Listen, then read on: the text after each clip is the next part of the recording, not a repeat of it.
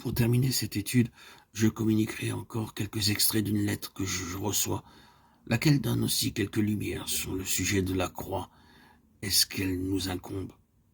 Il y a 2 ans, j'ai eu comme une nouvelle vision du calvaire de l'œuvre qui accomplit le Seigneur, ce qui fut suivi d'un baptême du Saint-Esprit.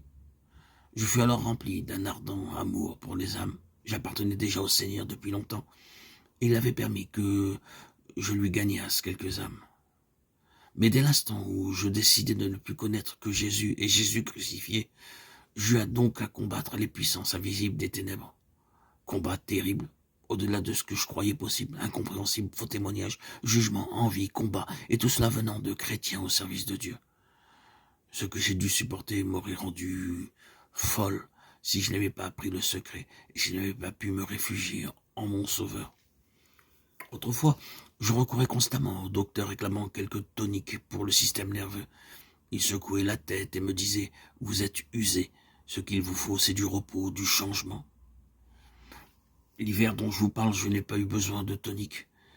Malgré tous les assauts de l'ennemi et toute la souffrance endurée, le repos était en mon esprit, la paix en mon âme, une paix profonde.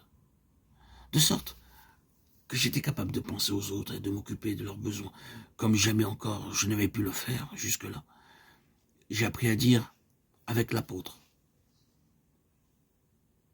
Je me plais dans les outrages, les calamités, les persécutions, les détresses pour Christ.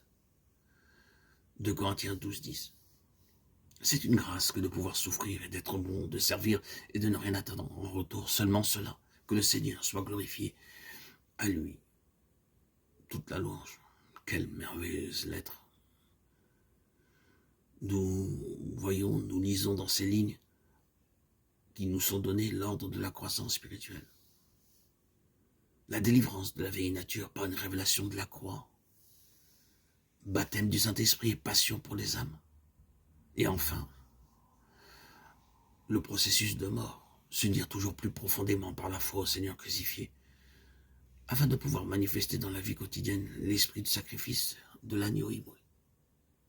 Réécoutons l'apôtre Paul défendant son ministère devant les Corinthiens à cause des faux apôtres qui se sont introduits dans l'église de Corinthe.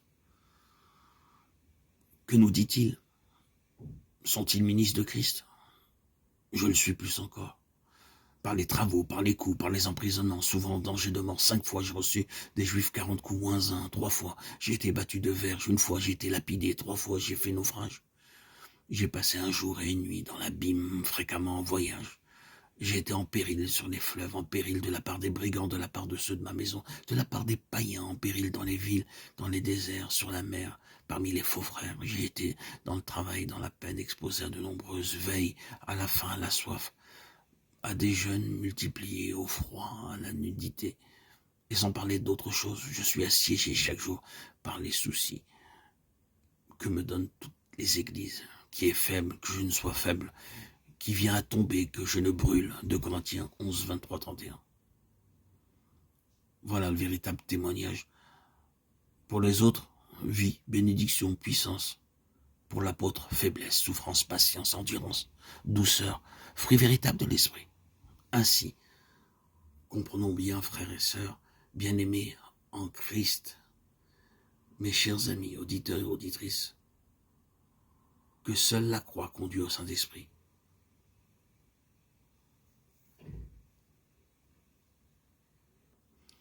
Lequel ramène à la croix.